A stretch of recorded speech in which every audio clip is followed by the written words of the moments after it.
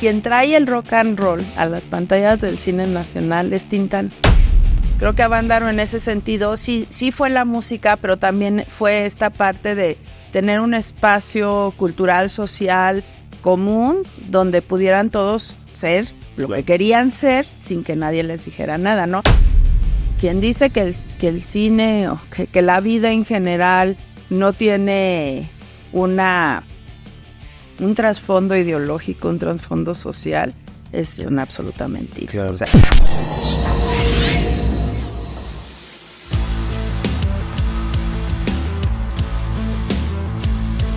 ¿Qué tal, banda de Skull Online? ¿Cómo están? Bienvenidos al episodio número 7 de Todo es Rock. El día de hoy tenemos una invitada muy especial que nos va a hablar de la música, del rock, de muchas cosas interesantes relacionadas obviamente con su trabajo. Está con nosotros Tania Ruiz, que bueno, voy a leer poquito de su currículum, que es muy interesante. Ella es investigadora de la Unidad de Investigación sobre Representaciones Culturales y Sociales, espero no equivocarme, de la Coordinación de Humanidades de la UNAM. También es doctora en Historia por el Instituto de Investigaciones Históricas de la Universidad Michoacana. Y bueno, también tienes una estancia postdoctoral en el Instituto de Investigaciones Estéticas de la UNAM. Y bueno, tu especialidad es el cine, ¿no? Así es. Entonces, pues bienvenida, Tania, ¿cómo estás? Ay, muy bien, muchas gracias por la invitación y hablar de las dos cosas que más me gustan. Claro. El rock y el cine, y que además tienen una relación muy cercana y demasiado apasionada. Sí, claro, no podemos concebir el cine sin un buen soundtrack, por ejemplo.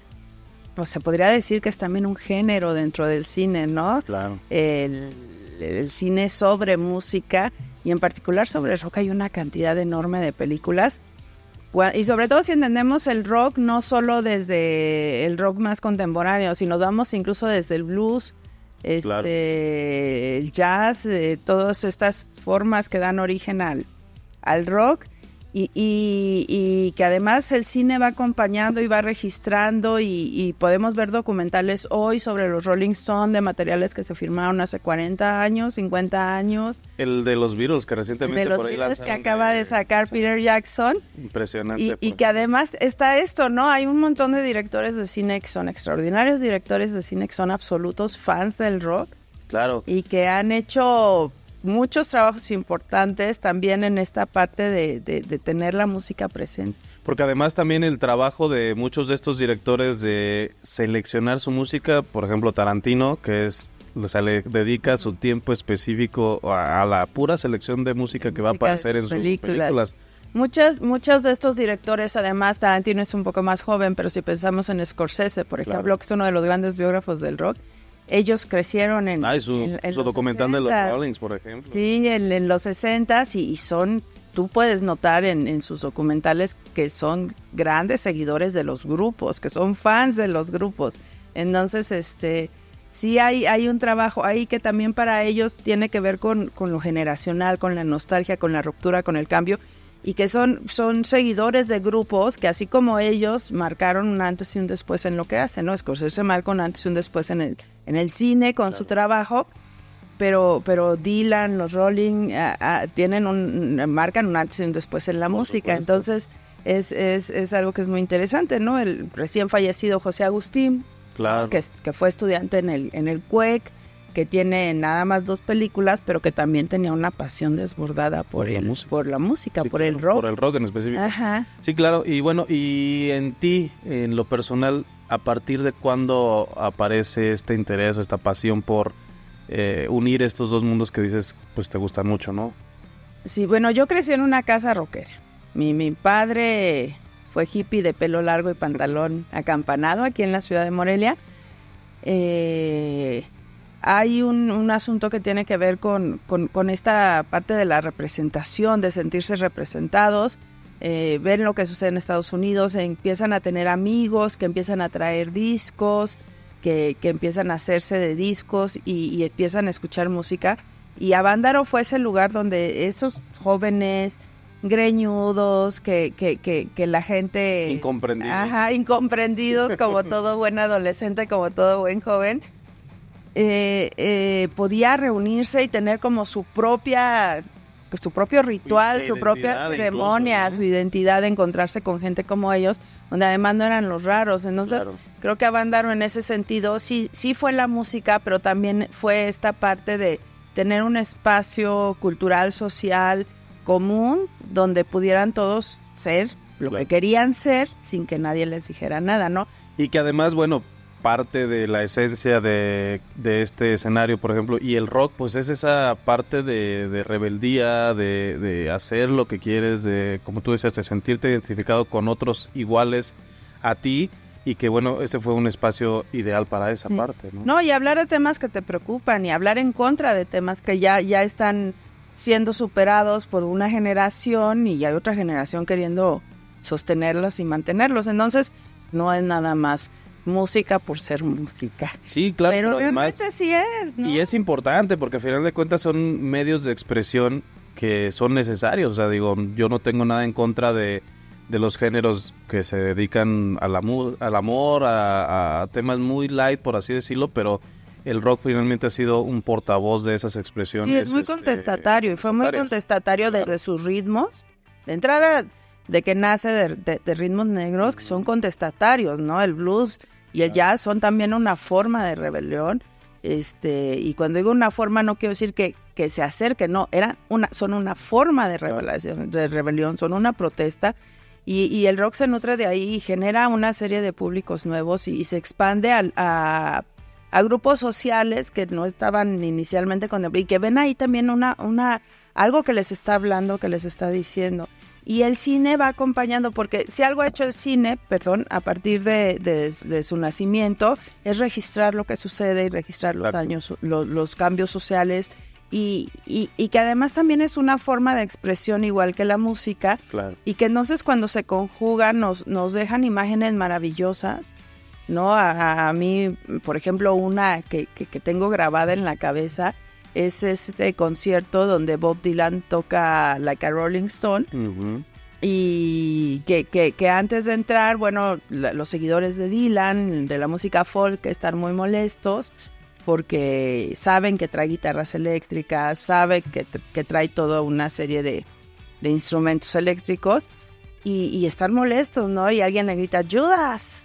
Y Dylan contesta, ¡You are a liar! Y puedes escuchar y ver cómo se gira y dice, play fucking hard. Y empiezan a tocar Like a Rolling Stone, ¿no? Entonces, también es una forma de romper con lo que se pretende que tú seas.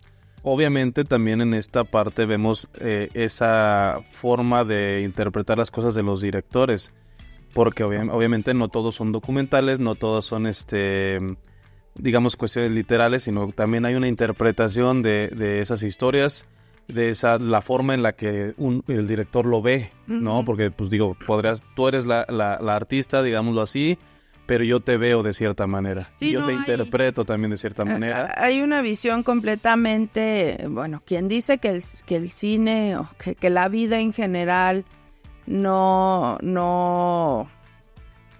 tiene un trasfondo ideológico, un trasfondo social, es una absoluta mentira. Claro. O sea, el cine lo hacen y la música la hacen seres humanos que tienen una historia, que tienen ideologías, que tienen creencias, que tienen posturas políticas, posturas sociales, que además tienen todo un historial. Entonces, siempre que una persona realiza lo que sea, hay una postura ideológica, hay una postura política, incluso en la comedia romántica que consideramos más boba del mundo, hay una postura ideológica y una postura política.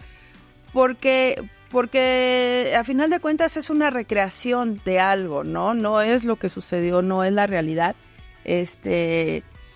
Y la vida no es objetiva, las personas no somos objetivos, intentamos serlo, peleamos contra nosotros mismos para lograrlo, pero no somos. Claro, y además es, pues, a final de cuentas, pues como se dice, ¿no? Cada cabeza es un mundo y cada cabeza ve lo mismo, pero lo piensa totalmente diferente, ¿no? Y todos tenemos una historia previa, ¿no? Claro. Hemos escuchado, hemos visto, hemos estado en conversaciones que nos han formado. Entonces, nuestra interpretación del mismo concierto, claro, puede ser completamente distinto. así vayamos tú y yo juntos, ¿no?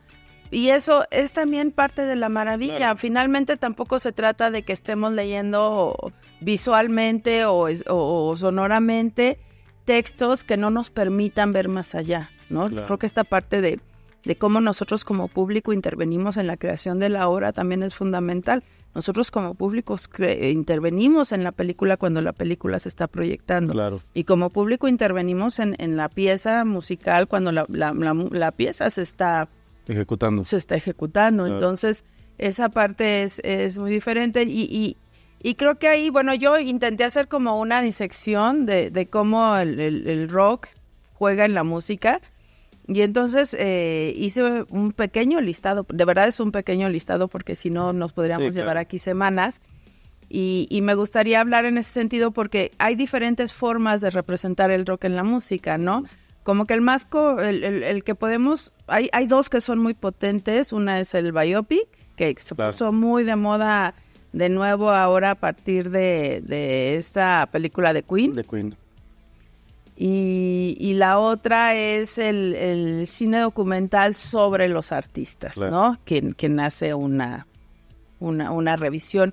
Justamente te iba a preguntar esa parte de que a final de cuentas el rock es una forma de expresión, sin embargo también el camino del rock suele ser más difícil y el cine a la vez funge como ese mediador entre ciertos públicos que no están habituados o que incluso no les gusta el rock y se los lleva o nos acerca a mucha gente, ¿no? Porque hablabas ahorita de Queen y yo creo que mucha gente que vio esa película empezó a ver a Queen, digo, tantos años después, pero que decían, pues Queen X, ¿no? Pero se volvió súper popular en los chavitos. Exacto, entonces los jovencitos que fueron al cine con sus papás empezaron a escuchar Queen por su propia de Elton John, de Rocketman, o sea, muchos, ¿no? Los Doors, que ya son un poquito más lejos, pero el cine ayuda a esa parte, ¿no? Pero sin ir más lejos, quien trae el rock and roll a las pantallas del cine nacional es Tintán. Claro, cierto. O sea, Tintán y el asunto del pachuco, que además se volvió una cultura totalmente. Y el pachuco es un personaje fronterizo, además norteamericano, claro. Fronterizo norteamericano que después se va a emigrar, pero el mismo Tintán lo es, ¿no? Su padre trabajaba en aduanas y por eso se van a vivir cerca de la frontera. Cerca de la frontera, no recuerdo si fue en Tijuana, pero fue en cualquiera de estas dos ciudades importantes y Tintán escuchaba la radio norteamericana y ahí es donde empieza a escuchar estas primeras canciones. Y es donde empieza a crear este personaje del Pachuco Tintán que habla Spanglish, ¿no? Claro. Y que en principio se le trata muy mal en México y se le ve como un personaje que traía como la decadencia del idioma, la decadencia claro. de la música. Claro. Y hay fuertes críticos del personaje de Tintán, que además con el carisma enorme que tenía Germán Valdés. Pues él se gana las pantallas, pero si te fijas, hay en varias de sus películas, él canta y él toca unos rockcitos muy sabrosos, ¿no?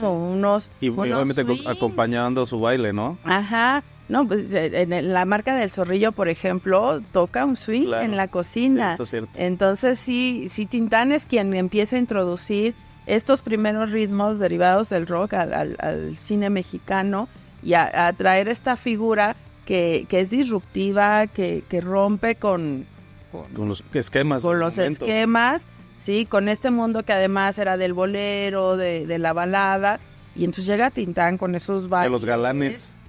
Sí, ¿no? y desde el vestuario, ¿no? El traje oversize, el sombrero con la pluma y todo esto.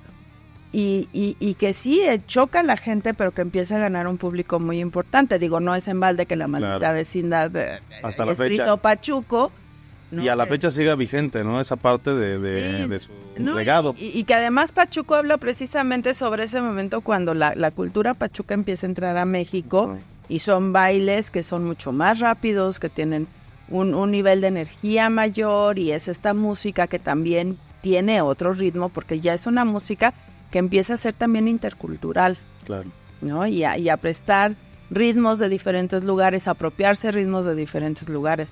Entonces sí, yo creo que Tintán es el primero que trae el primer rockero el mexicano. primer rockero mexicano, efectivamente. Claro.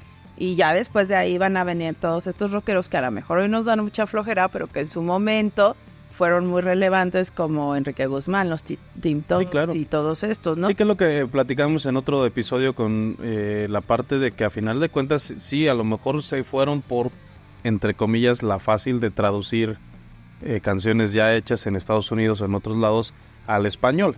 Sin embargo, eso acerca también a la música a la gente que es resistente al idioma incluso. Entonces, cuando ellos empiezan a hacer estos covers en español, entonces pues se abre ese panorama para la gente, no solamente en México, sino también en la Latinoamérica. Ya ves, decían lo de que en Argentina cuando llegan los, creo, Teen Tops, llegan como si hubieran llegado los Beatles, ¿no? Sí.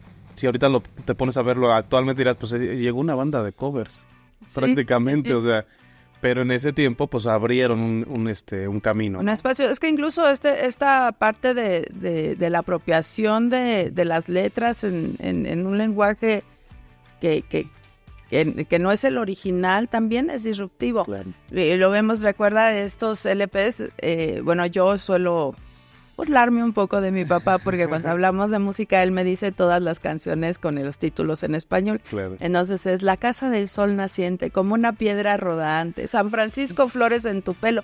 Y eso tiene que ver con que los discos mexicanos hacían la traducción del título y de las letras. Luego creo que también eso nos ayudó a nosotros. Yo recuerdo de muy chavita estar traduciendo con diccionario en mano letras de discos de Pink Floyd. Claro. ¿No? Para saber de qué demonios más o menos, porque sí, creo que... No, hay cosas, pero al menos saber como qué dice, pero sí, no, claro, sí, para no estar como con los fans de Dust in the Wind, ajá, pensando que es romántica. Sí, ¿no? Para no casarse bailando sí, One de YouTube. ¿No? Entonces sí, creo que era un ejercicio que teníamos. Mi primer acercamiento entre rock y música, yo tenía como 11 años. Uno de mis tíos acaba de regresar de Inglaterra y traía una película que era la película del Loco. Y que mis tías decían, es que la película del Loco está horrible y demás. Uh-huh. Y un día nos encerramos en el cuarto de mis abuelos a ver la película con mis primos en una beta. Todavía una beta se subía y bajaba. Y la película del Loco resultó ser The Wall de Pink Floyd. Y realmente sí nos impactó. A mí personalmente claro, me impactó muchísimo. Pero yo ya había escuchado el disco en casa, entonces era tener esa referencia ahora, la relación visual con la musical, y a partir de ahí, pues mi primer amor rockero fue y sigue siendo Pink Floyd. Claro. Y que tienen música también, no tienen películas como en cada uno de estos términos, porque bueno, hay otra parte que no hablé que fue la de la ficción, claro, ¿no? Que también está ahí. Pero The Wall, por ejemplo, que es una ficción que se apega un poco a la historia que se cuenta en el libro, que realmente es la historia de Roger Waters y la pérdida de su padre en la Segunda Guerra Mundial, pero aquí se crea este personaje que es Pinky, que es Bob Geldof, uh-huh, y que es como la representación del mismo Waters, ¿no? Uh-huh. En la película, y que lo produce Alan Parker, que a mí me parece que también es de los la dirige Alan Parker, que es de los directores que maneja el rock como un lenguaje fílmico. Claro. No solo en The Wall, en muchas de sus películas, pero bueno, en The Wall, que es esta... ícono. Sí, ¿no? Y que además nos ha dejado y que mezcla la animación, que tiene momentos delirantes y que además, bueno, se retoma mucho de las presentaciones en vivo de Pink Floyd con el disco de The Wall. Y que se lanza en el 80, en el 81 aparece la película, entonces es muy... Y que además también pues trae su discurso. No, fuertísimo. Waters es una voz, ya me parece que además es una voz relevante y que es una voz que de repente se malinterpreta su discurso, pero bueno, esa es discusión de otro lado. Entonces, y Pink Floyd también tiene estos documentales que son sobre cómo se hizo su música, ¿no? The Story of Wish You Were Here, que vemos la grabación del álbum Wish You Were Here, pero que también va retratando esa pérdida de Syd Barrett, ¿no? Que está presente todo el tiempo en el documental. Uh-huh. Presente estando ausente, claro, ¿no? Y que es muy interesante. Y otro que me parece que es fundamental para la gente que se dedica a la creación audiovisual es Pink Floyd Live in Pompeii. Ok, ¿no? claro. El Pink Floyd en Pompeya, que es una oda al manejo de cámaras y a la edición. O sea, Claro. y que es maravilloso porque es solo la banda tocando en Pompeya, no hay público. Pero toda la producción. Pero la producción es impresionante, pero además esta construcción que hacen, el montaje que hacen, que además es un montaje, no es una edición, es un montaje, claro. ¿No? Como también es rítmico, como también vamos viendo esas cuatro pantallas en una, prendiéndose, apagándose, y que es fabuloso. Y a mí de lo último que vi de Pink Floyd que me gustó muchísimo ya es la versión de Roger Waters, el solo de The Wall. Y el documental además es muy emocional porque justamente ahí hace un recorrido y como una transición, ¿no? Hacia su propio hijo de lo que es la figura del padre.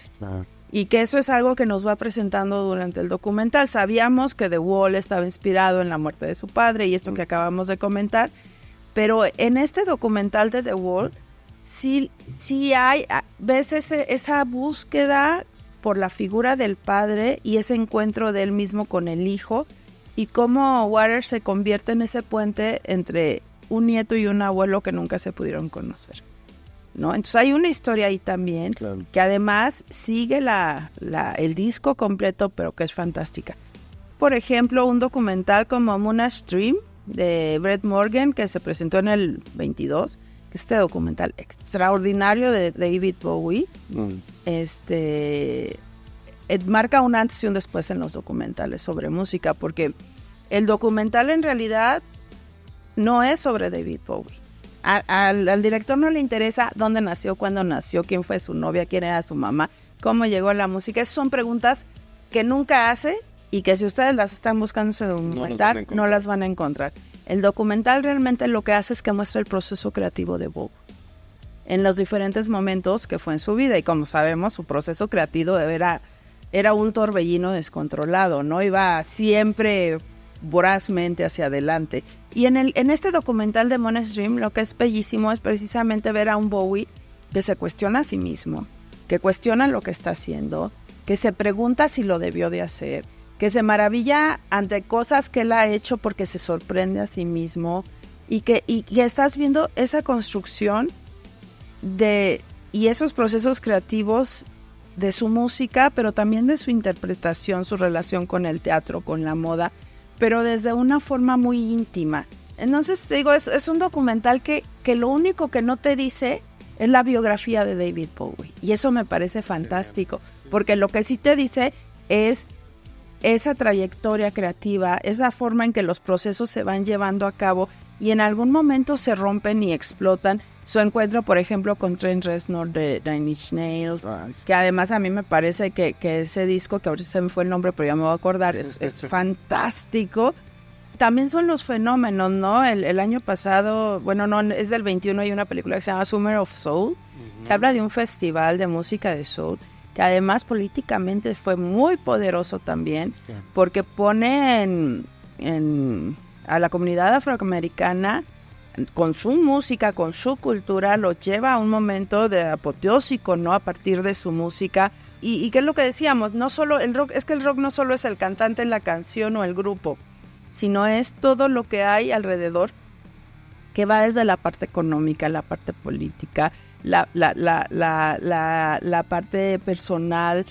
Hay un documental increíble sobre Kid Rock, que es este fotógrafo, gran fotógrafo que fotografía a todo mundo, uno de los principales fotógrafos de Bowie, y es interesantísimo ver también cómo la imagen que nosotros tenemos del rock se construyó desde la fotografía misma, porque estamos hablando de un momento donde esas fotografías icónicas y fundamentales que tenemos en nuestro imaginario rockero fueron parte de crear ese imaginario rockero, ¿no? Claro. Entonces, sí, cuando hablamos sobre cine y rock, no, hay tantas vertientes, hay tantos lugares hacia donde ir, ¿no? Cosas como Searching for Sugar Man, que a mí me parece una belleza, de Malik Bendagelou, ¿no? Que es del 2012, porque además te das cuenta como un cantante que tuvo un un gran disco que no se conoció en ningún otro lado, se convirtió en el disco de protesta en Sudáfrica durante el momento en que el apartheid está terminando. Y además la parte de él, como su experiencia personal, el conocer ese contexto que tampoco se había dado cuenta. No tenía ni idea. Él era un ex empleado de fábricas automotrices en Detroit,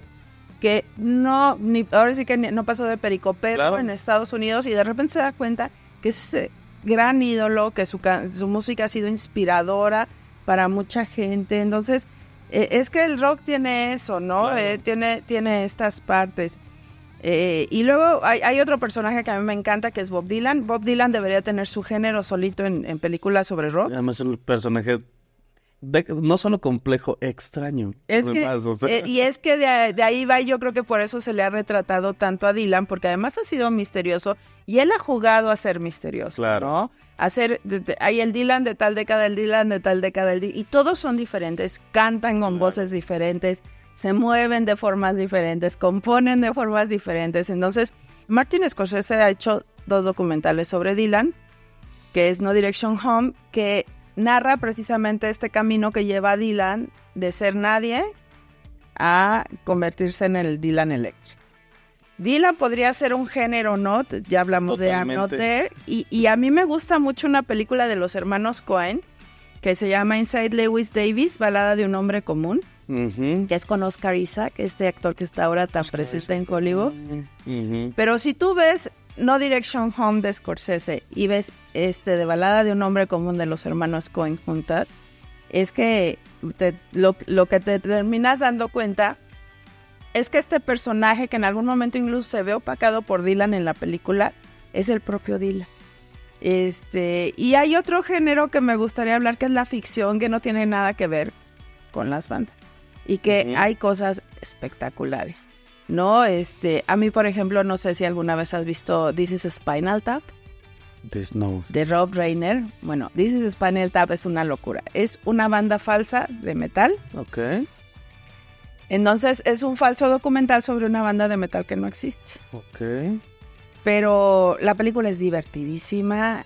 Todos los clichés, que además eso es lo que busca la película, mostrar todos los clichés de lo que le sucedió, lo que sucede a las bandas, ¿no? Desde esa novia que viene a romper con el grupo completo, la pelea de egos, el que se siente ninguneado. Pero dices Spinal Tap, hicieron las canciones para la película, y la película fue tan popular que ellos terminaron juntándose y saliendo de gira. O sea, terminaron creando The Spinal Tap, claro, que era un grupo que no existía, y salieron de gira con él. Otra de las que están en ese rubro que me encantan, que además es un musical muy conocido, es The Rocky Horror Show Picture. Claro. The Rocky Horror Picture Show, ¿no? De Gene Sharman del 75, con el gran Tim Curry haciéndolo de este maravilloso conde drag queen, sí. y que la música... Y que además para la época fue... pues totalmente contestatario, ¿no? Fue totalmente disruptivo en ese tiempo porque, pues, digo, estamos hablando de los 70. Sí, del 75, y que es una gran película. Claro. ¿No? Y luego están los Blues Brothers. Por supuesto. Otra gran película de John Landis, que además tiene ni más ni menos que Aretha Franklin, tiene Ray Charles. Y luego hay estas otras que hablan precisamente sobre la parte contestataria del rock, ¿no? Como hay una película inglesa que dirigió Richard Curtis que se llama The Boat That Rocked. Uy, buenísima también. Que es de esta estación pirata que literalmente estaba en un barco, ¿no? Y que eran perseguidos por las buenas conciencias políticas de Inglaterra, y entonces que tenían que salir de aguas internacionales. Aguas internacionales para poder transmitir. Esa parte que mencionas en esa película siempre se me hizo muy interesante cada que la veo, el tema de cómo causaba incomodidad al mismo gobierno, que se tenía que reunir para ver qué hacemos con esto, ¿no? Sí. Entonces es interesantísima. Obviamente te vas al interior del bote y las personalidades de cada uno de los locutores, la música, todo, o sea, es una joya. Es una gran película. Y también justo ahí yo agregaría la de esta de CBGB. Ajá, que también es un lugar emblemático, claro. ¿no? Los 80 y la música el punk punk, y ya yendo más hacia lo alternativo comienza a partir en este local. Sí, que por cierto, si tienen oportunidad, véanla, es buenísima, es con este actor que, bueno, ya falleció, Alan Rickman, genial también en esa película. Y bueno, luego están aquellas que han sido sumamente populares. The Doors de Oliver Stone, yo me acuerdo que fue un boom en las salas de cine. Y hablando de estos últimos biopics, yo creo que si Rocketman hubiera salido antes que la de Queen, Le hubiera ido mucho le mejor, hubiera ido ¿verdad? mucho mejor, porque es mucho mejor. Sí, porque le robó mucha audiencia a la de Queen. Sí, y además es esta visión que no es completamente maniquea, ¿no? Del personaje que es víctima de la circunstancia. A mí me divierte mucho en The Rocketman que además Elton John se burla de Elton John, Claro. ¿no? Esto cómo llega vestido de gallo bueno, no de gallo, sí parece un ave exótica, una cosa así, rara, ¿no? sí. A este centro de rehabilitación y cómo se va desnudando hasta ser él. Pero que además no te cuenta la historia de inicio a fin, o al menos las canciones no están de inicio a fin, están mezcladas, brincan en su periodicidad para contarte lo que las canciones hablan y representan. Y sí, ahí se puede ver que Elton John está muy seguro de quién es, muy seguro de lo que ha pasado, porque él estuvo muy metido en la realización de esa película. Sí. Y creo que yo en cuestión de biopics lo rescato mucho más que muchas otras Otras películas que que he son un visto. poquito más comerciales, digamos. Pues, Tania, qué gusto seguir platicando contigo. Tenemos, creo que para hacer 10 programas de irnos de largo, y ahorita estamos un poquito sobre tiempo. Yo creo que si hay oportunidad vamos a seguir platicando en otro episodio de esto interesante. Yo tenía muchas preguntas por ahí para ti, pero creo que ya no es necesario preguntar de dónde nace el amor entre la música y el cine. Entonces, bueno, pues vayan a ver todas las sugerencias que nos estuvo dando Tania. Vamos a tener probablemente una segunda vuelta por ahí en algún momento con Tania. La vamos a volver a invitar porque es muy interesante pues conocer toda esta otra parte en la que no hablamos desde la perspectiva de un músico, sino de alguien que investiga estos movimientos culturales, musicales, sociales y demás, ¿no? Entonces, pues muchísimas gracias, Tania, por habernos acompañado aquí en Todo es Rock. Y pues te esperamos. Ay, no, muchísimas gracias. Para mí es un gusto venir a hablar de esto, porque además, más allá de la investigación, me gusta el cine, soy público de cine y me gusta el rock, entonces. Tenemos mucho para platicar. Bueno, pues los esperamos en la próxima emisión de Todo es Rock. En el próximo episodio, ya saben, denle like, compartan y bueno, nos vemos en la próxima. Hasta luego. Hasta luego.